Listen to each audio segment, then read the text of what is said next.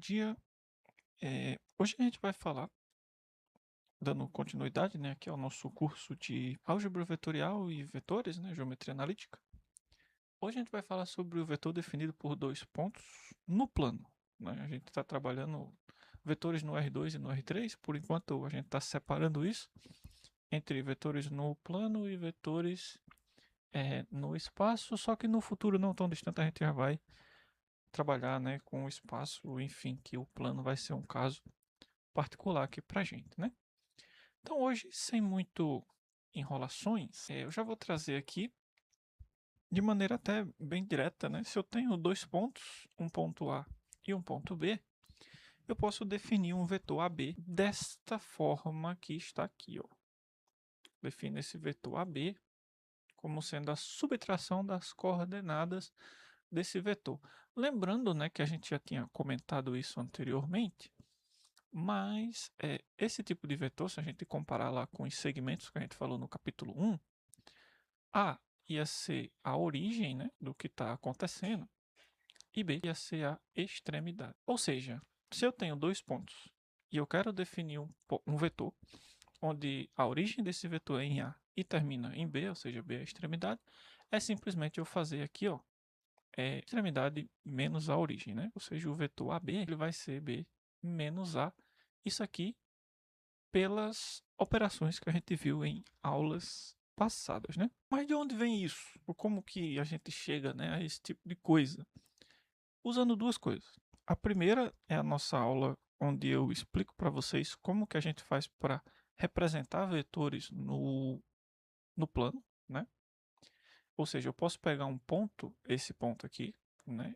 E escrever um vetor associado a partir da origem, onde A ia ser a extremidade desse ponto, né?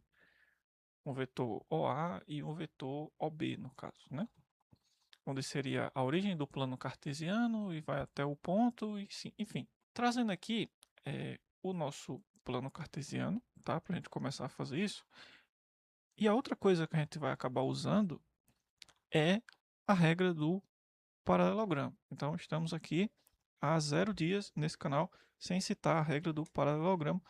Eu percebi que em todos os vídeos eu falo sobre a regra do paralelogramo. É bizarro isso aí. Eu espero que você já tenha aprendido a regra do paralelogramo. Bom, então eu tenho aqui, por exemplo, né, esse vetor aqui de coordenadas. Vamos dizer que esse é o vetor OB, tá? Então, aqui tem x2 e aqui vai valer y2, né, que é as coordenadas da extremidade. E esse vetor aqui é o vetor, começa, né, na origem e vai até a extremidade B, igual a gente já tinha feito anteriormente na nossa aula sobre como que a gente representa um vetor, né? Só lembrando, isso aqui é porque a gente consegue reescrever esse vetor B, aqui OB, né, no caso, como uma soma a partir dos vetores canônicos, né? Por exemplo, x2i mais o y2j. Os vetores canônicos do plano, que são aqueles vetorzinhos de coordenadas 1, 0 e o j é o 0, 1. Aí a gente usa a regra do paralelogramo, a gente consegue chegar nesse vetor. Foi assim que a gente aprendeu a representar esse tipo de vetor, né? Dito isso, né, fazendo essa pequeno resumo aqui para vocês, mas se você não viu essa aula, vai lá dar uma olhada. Eu tenho aqui o vetor O e de maneira, né, idêntica, eu tenho aqui esse meu vetor de coordenadas, por exemplo, x1 aqui e y, que é o vetor que começa na origem e termina no ponto A, né? Então eu vou ter aqui o vetor OA, tá certo? Usando aqui agora aquelas ideias lá da regra do paralelogramo, eu posso pegar um vetor, né, equivalente, mesma direção, mesmo modo, mesmo sentido. Esse aqui é o vetor OB. E note uma coisa, que agora eu não vou pegar o vetor OA, mas eu vou pegar o vetor oposto ao vetor OA. Por quê? Porque eu quero um vetor que comece, né? O A é a minha origem e o B é a extremidade. Então tem que começar no ponto A, o vetor resultante que eu quero, e terminar no ponto B, né? E sempre quando tem a junção dos dois, é onde a gente pega essa diagonal relevante, né? Essa diagonal aí, que vai ser a diagonal do paralelogramo da soma. Ou seja, essa resultante aqui, ó, que está aqui no meio, é justamente OB menos OA. E isso vai representar aqui para gente o nosso vetor que eu estou chamando de AB, né? Ou seja, a gente representa ele dessa forma. AB ele é igual a o vetor, né? OB menos o vetor OA, tá certo? Com isso, eu posso fazer aqui as devidas substituições, já que eu tenho quem são as coordenadas de OB e eu tenho quem são as coordenadas de OA, onde foi dada elas aqui, ó. Na aula passada, a gente aprendeu, né, como que a gente faz para operar soma e subtração com esse tipo de vetor.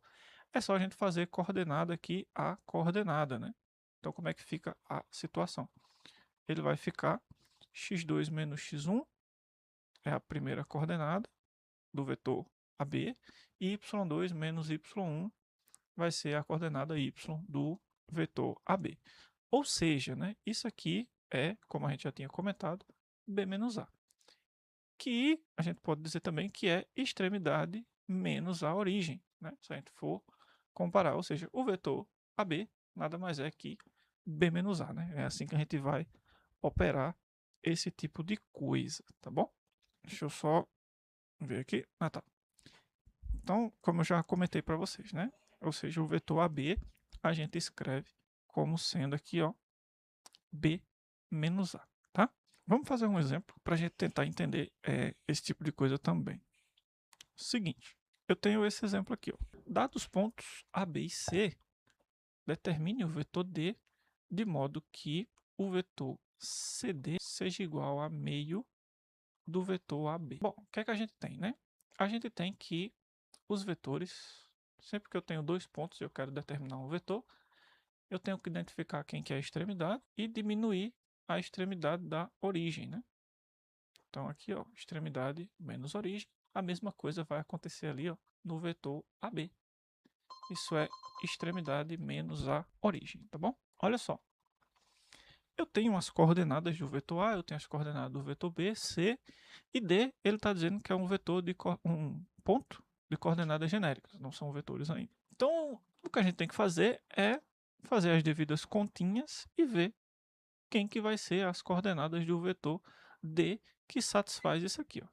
Tá certo?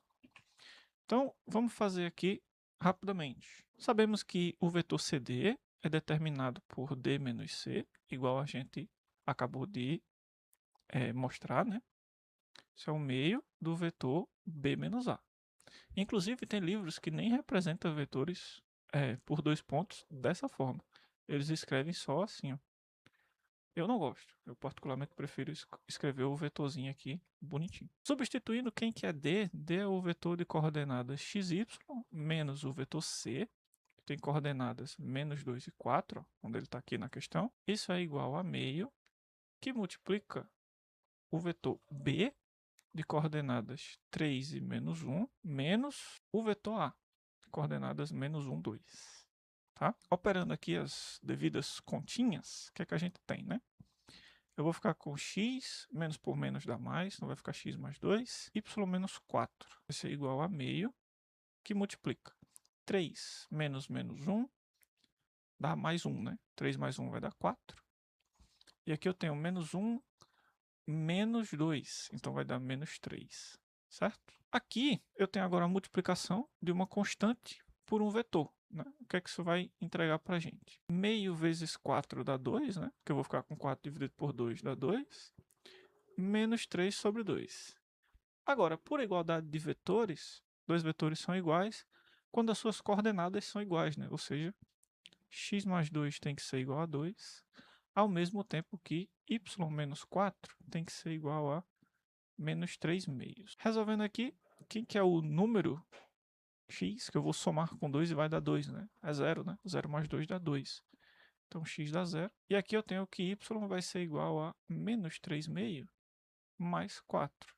Somando 4 aqui dos dois lados, né? Fazendo aqui as devidas continhas, né? Eu vou ficar com menos 3 mais 8 dividido por 2. Subtende-se, né? Que tem 1 aqui, ó. E o que é que eu fiz? Eu multipliquei em cima e embaixo por 2, porque aí vai ficar com o mesmo denominador daqui. E aí eu posso somar sem muito estresse nisso aí. Então eu vou ficar com 8, isso é um 8. Aí 8 menos 3 dá 5, ou seja, eu vou ficar com 5 meios. Então, as coordenadas de D são x igual a 0 e y igual a 5 meios. Ou seja, eu tenho aqui o ponto D de coordenadas 0 e 5 meios. Se eu fizer as devidas continhas aqui, você vai ver que vai dar o mesmo valor, né? Se eu substituir 0 aqui, ó, eu vou ficar com 2, e aqui também vai dar 2, substituindo 5 meios aqui, ó, dá menos 3 meios também, né? Então, bom, era isso que eu queria falar para vocês sobre como determinar um vetor a partir de 2 pontos. Ainda vai ter bastante conta para a gente fazer sobre isso. Eu vou estar fazendo os exemplos do livro que não comentei com vocês. Eu dei uma olhada já, tem bastante questões. Na próxima aula eu já vou começar a falar sobre o R3. Então eu vou trazer como que a gente faz para representar pontos e vetores no R3. Tem sim a ver com a regra do paralelogramo, a gente vai estender aquele mesmo conhecimento para aquilo, e vocês vão ver que é bem parecido assim, basicamente, né? E eu vou, de uma vez só, tá? Trazer todos esses conteúdos que a gente falou sobre o plano para o espaço de uma vez, ou seja, eu vou falar sobre igualdade de vetores, que vai ser a mesma coisa, operações com vetores, que também vai ser bem parecido, e essa ideia de representar pontos no espaço, que também vai ser parecido, além, né, da definição de um vetor no espaço a partir de 2 pontos do espaço. Né? Quando eu falo espaço, é o R3. Tá? Então, se inscreve aí, tá? Para tu continuar se acompanhando. Bons estudos, e qualquer dúvida, os comentários estão abertos. Se cuida e até a próxima. Tchau, tchau.